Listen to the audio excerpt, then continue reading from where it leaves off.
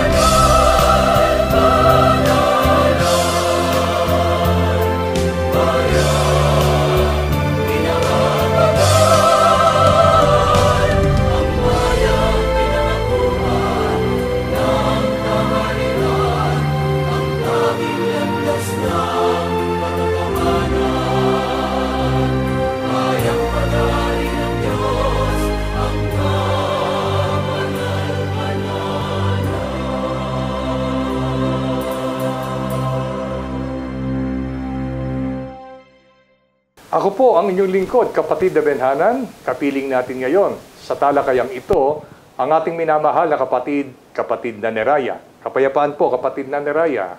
Kapayapaan din pong sumainyo, kapatid na Benhanan, at kapayapaan po ang muli ay aming pagbati sa lahat ng aming mga minamahal na taga-subaybay ng programang ito na ang Kabanal-Banalan.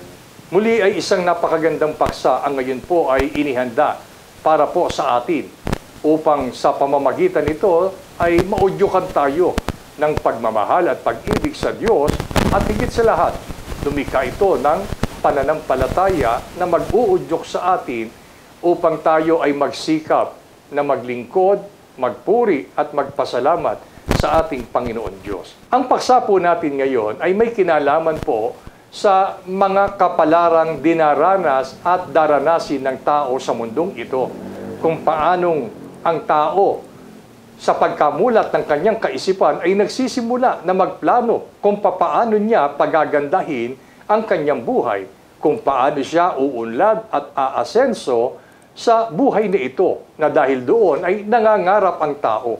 Nagpaplano siya, ano ba ang dapat niyang gawin upang maabot ang kanyang mga mithiin at pangarap at ang kanyang plano sa buhay na ito. Pero alam niyo po ba, hindi sapat upang maabot natin ang ating plano, ang ating pangarap, kung hindi natin ilalakip ito sa kalooban ng ating Panginoon Diyos. Kung kaya, ang paksa po natin ay tumutugon po sa ganitong salita. Mas may magandang plano ang Diyos para sa atin. Ito po ay hango sa talata ng Biblia sa kanyang Hebreyo 11:40, Revised Tagalog Popular Version. At para po pasimulan ang talakayang ito, kapatid na Neraya, ano po ba ang karaniwang ginagawa ng mga tao na may kinalaman sa pangarap nilang magtagumpay sa buhay na ito? Ang sagot po ay mababasa natin sa aklat ng Josue. Ang kapitulo ay 18 at ang bersikulo po ay 4. Sa salin po ng Biblia na Revised Tagalog Popular Version. Pumili kayo ng 3 lalaki sa bawat lipi. Lilibutin nila ang buong lupain upang gumawa ng plano sa paghahati nito para sa kanila pagbalik nila.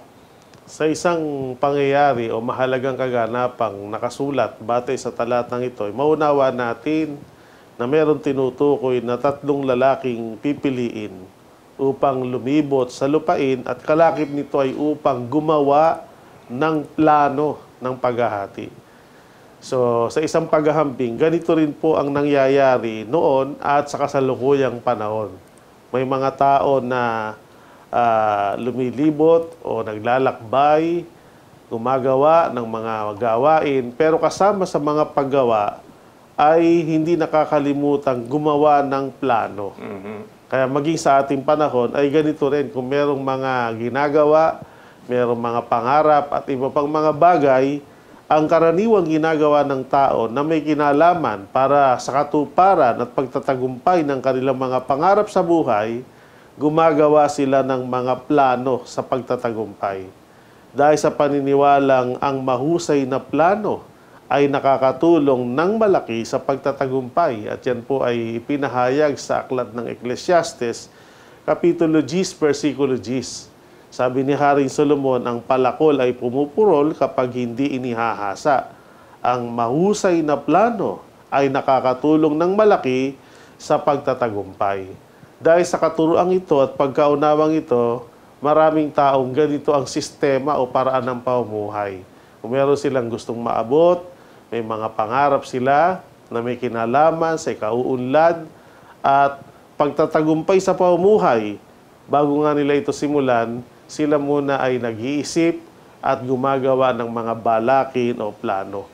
Sapagkat kapag sila ay nakagawa ng mahusay na plano, naniniwala silang makatutulong ng malaki yun para maranasan nila ang kaganapan at pagtatagumpay ng kanilang mga pangarap sa buhay. Alam niyo po, mga giliw naming mga taga-subaybay, sa puntong ito ay itinuturo sa atin na upang ang tao ay magkaroon ng isang mabuting kapalaran sa mundong ito, kailangan mayroon siyang mahusay na plano na ginagawa sa kanyang buhay, sapagkat hindi po sapat na mangarap lang tayo at pagkatapos wala naman tayong plano na gagawin kung paano natin aabutin yung pangarap na yon. Kaya sabi ng banal na kasulatan, alinsunod sa pagpapaliwanag ng kapatid na Neraya, makatutulong ang isang mahusay na pagpaplano para po maabot natin ang pagtatagumpay ng atin pong pinapangarap sa buhay na ito. Pero tanggapin natin ang isang katotohanan, kapatid na Neraya. Ayon po sa nasusulat sa banal na kasulatan, ano ang isang realidad ng buhay? Lahat ba ng mga taong gumawa ng plano ay totoong nagtagumpay? Ang sagot po na mula sa Biblia ay mababasa natin sa Job, ang kapitulo ay 17, ang versikulo 11. Sasalin pa rin ng Biblia na Revised Tagalog Popular Version. Tapos na ang mga araw ko, bigo ang aking mga plano.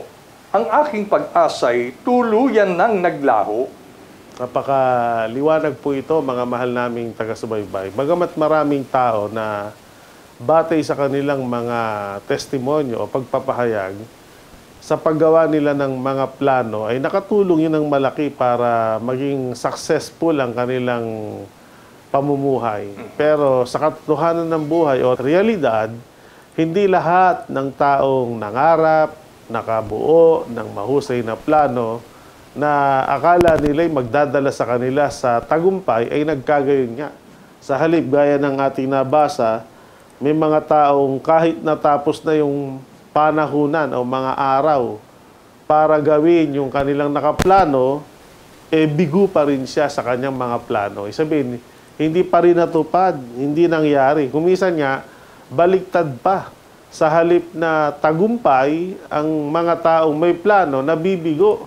Kahit sa larangan ng digmaan, sa larangan ng paligsahan, larangan ng pag-aaral, trabaho, negosyo, nagpaplano ang tao. Pero may mga taong nakakaranas ng sa halip na kaganapan at pagtatagumpay, kalungkutan at kabiguan sapagkat hindi natutupad, hindi nangyayari ang kanilang mga pinaplano. Nangangahulugan lang ito na wala sa kamay ng tao ang pwedeng mangyari o maging resulta ng mangyayari sa hinaharap. Sapagkat ang tao nga ay limitado lang o wala sa lubos na kapangyarihan na kung ano yung pinlano niya, eksaktong yaon ang mangyayari. At ang bagay na ito ay isang katotohanan ng buhay na dapat ay handa tayo na hindi ko may plano, yun na mismo mangyayari, kundi dapat umasa rin tayo na pwede tayong mabigo o pwedeng hindi mangyari yung ating mga balakin o plano sa buhay. At dahil dyan, meron pong mga taong ang epekto nito sa kanila, ang kanilang pag-ahasaan niya ay tuluyang naglaho. Dahil ang pangarap na natupad ay isang kagalakan para sa tao, pero ang pangarap na nabigo ay nagdadala sa tao sa malaking kalungkutan. Ayan po, mga giliw naming mga taga-subaybay, ito ay isang napakasakit na katotohanan at epekto ng pagkabigo ng tao sa kanyang ginawang plano sa kanyang buhay, na humahantong ang tao sa kawalan ng pag-asa. At dahil po sa kawalan ng pag-asa at pagkabigo sa buhay na ito, ay nasusumpungan ang tao sa tinatawag na pagpapatiwakal.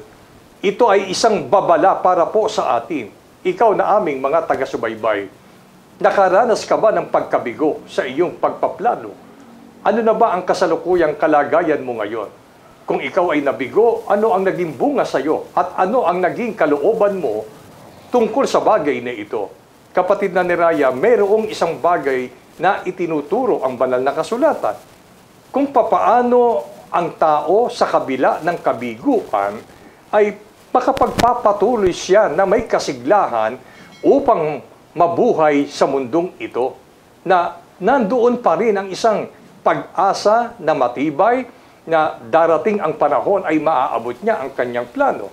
Kaya itong kaalamang ituturo po sa atin ay makapagpapabago ng ating pong mindset, ng ating kalooban, ng ating pag-iisip, kung sa panahon ng ating pagpaplano ay hindi natin maabot ang pagtatagumpay. Ano po, kapatid na ni Raya, kaya ang isang napakabuting dahilan bakit ipinahihintulot ng Diyos sa pagkabigo ang mga personal na plano ng mga tao, gaano man kahusay ang pagpaplano nila? Ang sagot po ay batay sa mga nakasulat sa banal na kasulatan sa Hebreo Kapitulo 11, versikulo 40, Revised Tagalog Popular Version. Sapagkat may mas magandang plano ang Diyos para sa atin, upang sila'y hindi maging ganap malibang kasama tayo. Ito po ang dapat ay maging mindset natin. O kaya ay dapat nating maging kaalaman, pagkaunawa, higit na nga, sampalatayanan natin. Kung meron tayong mga personal goal, meron tayong mga personal plan, kahit gaano man ito kaganda, kung dumating sa isang panahon o pagkakataon na ito hindi mangyari, upang hindi tayo malugmok sa matinding kalungkutan at kawalan ng pag-asa at minsan humahantong pa na kitilin ng tao ang kanyang sariling buhay, sampalatayanan natin ang mga salitang ito. Ano sabi ng Biblia? Sabi ni Apostol Pablo, kaya nangyari ang lahat ng mga bagay na yan sapagkat may mas magandang plano ang Diyos para sa atin. Ulitin ko po, para lalong matandaan natin at maisapuso, mapanghawakan o maging saligan ng ating paninindigan at pananaw sa buhay. Ang sabi sa talata, may mas magandang plano ang Diyos para sa atin. So, yan po ang ating laging tatandaan.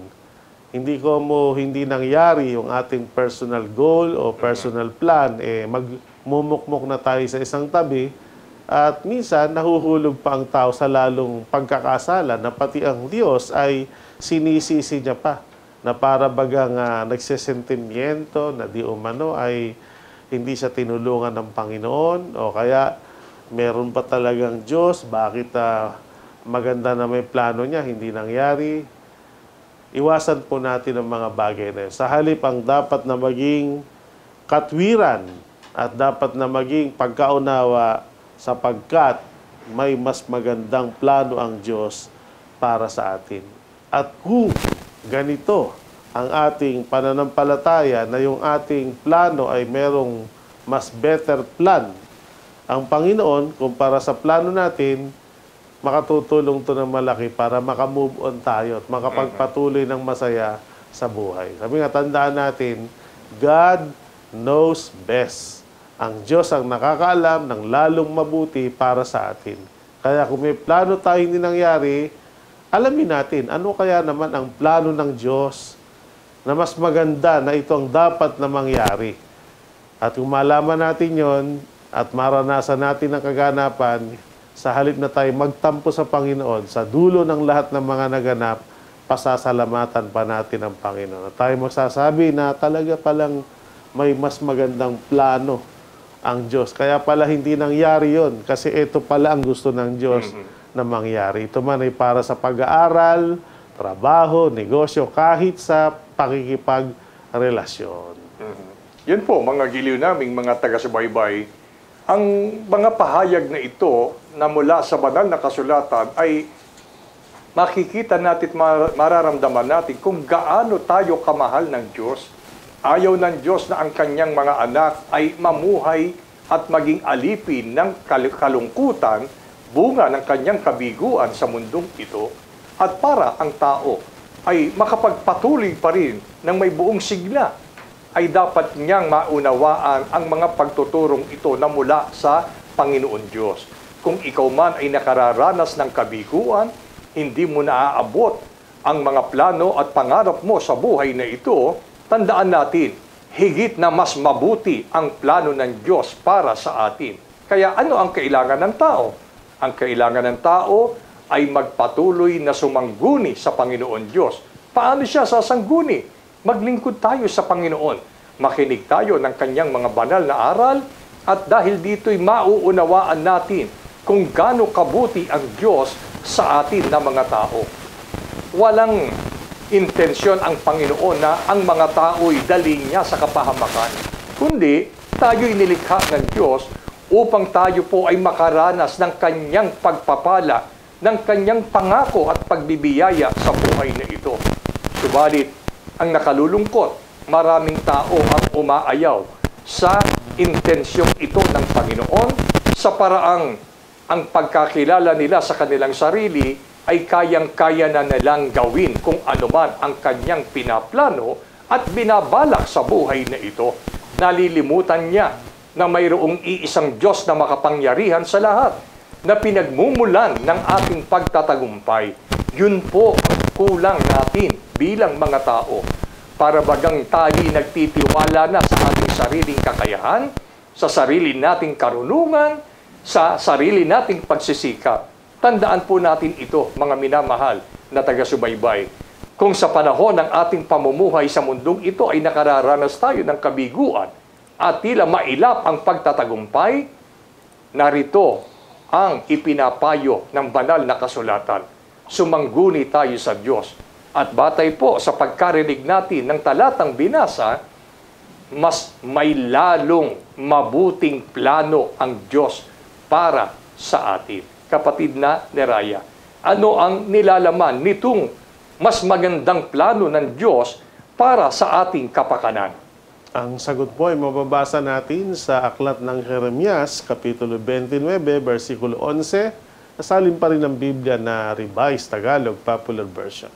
Sapagkat batid kong lubos ang mga plano ko para sa inyo, mga planong hindi ninyo ikasasama, kundi para sa inyong ikabubuti.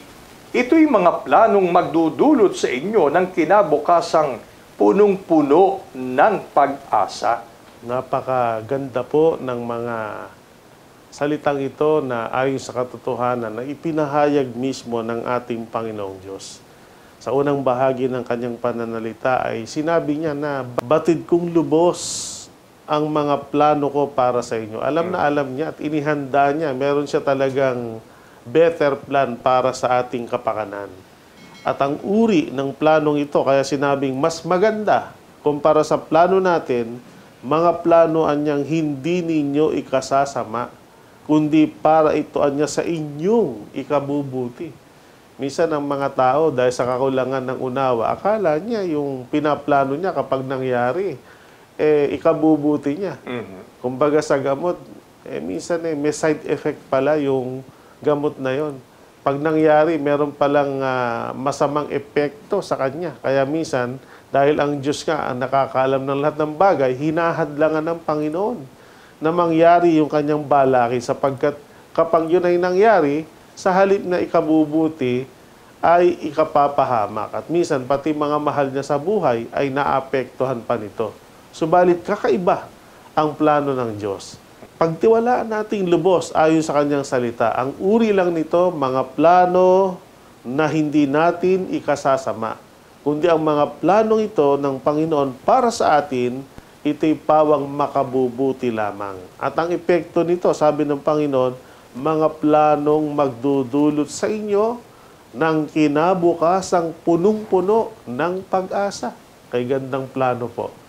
Dahil kung ikukumpara sa plano ng tao, hindi ka 100% makakasigurado na ang ending nito ay punong-puno ng pag-asa. Minsan nga, sa halip ng pag-asa, humahantong nga sa kalungkutan at kabiguan. Pero ang plano ng Diyos para sa atin, inuulit ko po, kaya ito ay mas maganda kumpara sa nabuo nating personal plan o personal goal dahil mga planong hindi natin ikasasama, mga plano ng Diyos na ikabubuti at ang dulot o epekto ay punong-puno ng pag-asa. Alam niyo po, mga giliw naming mga taga-subaybay, ang unang unawa ng tao sa tinatawag na pagtatagumpay ay iisa lamang po ang intensyon. Ang magkaroon sila ng sumasaganang tangkilik sa buhay na ito. Na kapag yon ay naabot nila, tiyak ang tagumpay, tiyak ang kanilang kagalakan, tiyak ang kanilang ikabubuti. Pero tingnan natin ang katotohanan. Tumingin tayo, mag-obserba tayo, magmasid tayo sa ating kapaligiran. Bakit? May mga taong nagtagumpay sa kanilang pagnenegosyo, nagtagumpay sa kanilang larangan. Subalit, humahantong pa rin sa kalungkutan ang kanilang puso na para bagang unti-unti sa dulo ay iniginugo po sila ng kawalan ng pag-asa. Yun po ay isang senyas na masasabi natin na yung ipinlano natin na nagkaroon ng katuparan dahil sa sarili mong pagsisikap, dahil inaakala mong naabot mo yon dahil sa iyong sariling pagtsatsaga at karunungan. Subalit, hindi natin nauunawaan ang banal na kalooban ng Diyos. Ngayon ay ipinapaunawa sa atin. Kapag ka ang Diyos ay tumugon sa plano nating mga magkakapatid, yun po ay may basbas ng Diyos. Yun po ay planong inihanda ng Diyos para sa atin. Ano yung nilalaman ng magandang plano ng Panginoon? Mga planong hindi natin ikasasama, kundi para sa ating ikabubuti. Kapatid na Neraya, bakit tinawag ng banal na kasulatan na napakabuti itong plano ng Diyos para sa atin na mga tao? Ano ba itong plano ng Diyos na ukol sa ating mga tao? Ang dalawang katanungan ay sasagutin po ng isang talata sa Juan Kapitulo 3, versikulo 16. Sasalin po ng Biblia na Revised Tagalog Popular Version. Sapagkat gayon na lamang ang pag-ibig ng Diyos sa sangkatauhan, kaya't ibinigay niya ang kanyang kaisa-isang anak upang ang sino mang sumampalataya sa kanya ay hindi mapahamak, kundi magkaroon ng buhay na walang hanggan. Yun po, mga minamahal naming taga-subaybay, kung bakit napakaganda at mas ang plano ng Diyos kumpara sa ating sariling plano, sapagkat gayon na lamang ang pag-ibig ng Diyos sa sangkatauhan. Kaya nakabuo ang Diyos ng kanyang plano para sa ikabubuti natin at hindi ikapapahamak natin. Mga planong magdudulot sa atin ng kinabukasang punong-puno ng pag-asa, ito'y naghahayag ng gayon na lamang niyang pag-ibig. Walang salita na maapuhap si Apostol Juan para ilarawan ang kalakhan at kadakilaan ng pag-ibig ng Diyos sa sangkatauhan. Kaya ganyan ginamit yung salitang gayon na lamang. Ngunit sa ating mga nakaraang mga pag-aaral, tumalakay tayo tungkol sa pag-ibig na nasa uring agape. Ang pinakamataas na antas ng pagmamahal, yung tinatawag na God's kind of love, ang greatest love of all, yung pag-ibig ng Diyos. Kaya doon nag-ugat yun. Kaya ang Diyos po ay nakabuo ng mas magandang plano para sa ating kapakanan, mga planong iiwas tayo sa ikapapahamak, mga planong ikabubuti lamang natin ang laman nito, at ang sa kaganapan nito ay magdadala sa atin sa kinabukasang punong-puno ng pag-asa. At kung ano nga po yung laman ng kanyang ultimate plan para sa atin, bukod sa iti makabubuti at maglalayo sa atin sa kapapahamak, nais ng Panginoon, tayong mga tao, dumating sa isang panahon, magkaroon ng buhay na walang hanggan. Kasi po sa kasalukuyan, ang buhay na taglay natin, bagamat ito'y galing pa rin sa Panginoon, ay hindi pa buhay na walang hanggan. Ang buhay natin ngayon ay temporary life lamang, na maswerte na ang tao pag umabot ng 100 taon. Sabi nga, ang buhay sa mundo, maiksi lamang. No? Bibihira yung umaabot sa 3 digits. Karaniwan, 50 years, isa 60 years, 70, maswerte ng maka-80 ang tao. Pero alam nyo, mabuting balita, kapag tayo dumating sa isang panahon na dahil sa pananampalataya at pagkakilala sa pag-ibig sa Diyos, naglingkod tayo sa Kanya, sumamba tayo sa Kanya, at inabutan tayo ng pisikal na kamatayan. Ang ating kamatayang yaon ay hudyat para tayo lamang ay magpahingang panandalian lamang. At pagdating ng takdang panahon, ayon sa Kanyang pangako, sa Kanyang muling pagparito, bubuhayin niya tayo. At pag tayo binuhay niya, sampalatayanan nating ang plano ng Diyos. Kaya niya tayo pinayagang physically mamatay para bigyan ng chance spiritually mabuhay. At pag tayo nabuhay na, hindi na tayo kailanman pa mamamatay, sapagkat ang plano niya, bibigyan niya tayo ng buhay na walang hanggan.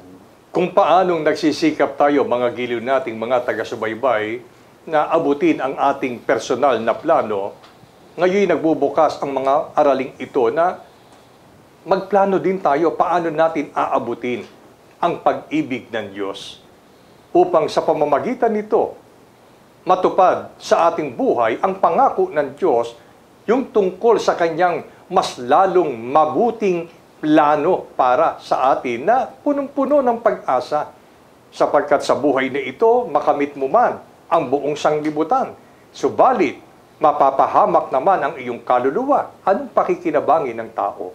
Kaya ngayon ay binubuksan sa ating pag-iisip, ginigising ang ating kamalayan. Higit na nga, lumikha ito ng ating pananampalataya na oo nga, kung may plano ko sa buhay na ito, sige, okay lang. Pero huwag niyong kalilimutan na hindi natin abutin ang plano ng Diyos para sa atin. Alin ito? Sumampalataya tayo sa Panginoon. Sampalatayanan natin ang Kanyang dakilang pag-ibig na sa wikang Griego ay tinatawag na agape. At mula dito ay mag-udyok sa atin upang tayo ay magpuri at maglingkod ng tapat sa ating Panginoon Diyos. Magkaroon tayo ng matuwid na pananampalataya na mapagtapatan natin ang ating Panginoon samantalang humahakbang tayo para abutin ang ating mga personal na plano. Sa pamamagitan nito, mga giliw naming mga taga-subaybay, magkaroon ka man ng kabiguan sa buhay na ito, magkaroon ka man ng pagtatagumpay sa buhay na ito, subalit naririto ang alok ng Panginoon. Huwag natin tanggihan ang bagay na ito. Hayaan natin na lakaran natin ang magandang plano ng Diyos para sa atin na mga tao, sa paraang nagsisikap tayo na alamin pa kung ano ang mga banal na kalooban ng Diyos, at kung ito ay maalaman natin, sampalatayanan natin at lakipan natin ng gawa ng pananampalataya. Sana, mga giliw naming taga-subaybay, ay magkaroon tayo ng pagpaplano na makapaglingkod sa Panginoon upang sa ganitong paraan, magkaroon tayo at magtaglay ng buhay na walang hanggan sa darating na panahon. Ito ang ipagpala sa ating lahat mula ngayon at magpakailanman. Amen. Maraming salamat po sa inyong pagtangkilik sa palatuntunang ito ng Kabanal-Banalang Iglesia ng Diyos kay Kristo Jesus. Kung nais po ninyong mapanood ang iba pa naming programa, at upang lubos po ninyong makilala ang Kabanal-Banalang Iglesia ng Diyos kay Kristo Jesus, mag-subscribe sa ating YouTube channel na The Most Holy Church, bisitahin ang aming Facebook page na MHC Media. At bisitahin ang ating official website na www.mostholychurch.com. Maraming salamat po.